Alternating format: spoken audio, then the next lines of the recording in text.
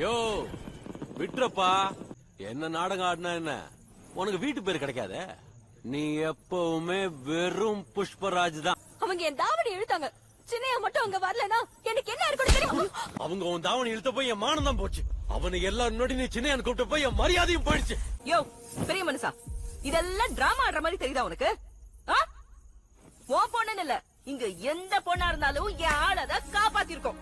அதான் என் ஆளு. திருவள்ளி, மூத்தவங்க கிட்ட அப்படி பேசக்கூடாது. நீ கம்முனு இருக்க.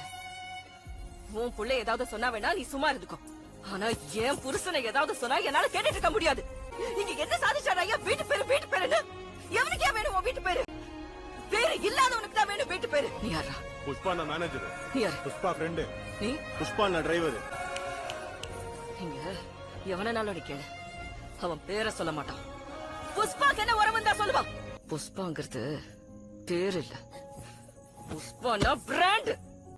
பின்னம்மா என்ன கூப்பிடாத, உனக்கு தான் உறவு இருக்குல்ல கூப்பிடுறதுக்கு. போய் உறவு அடிக்க. விடுங்கடா அவனை, அது அவங்க பிரச்சனை. சாமி போலாமா சாமி?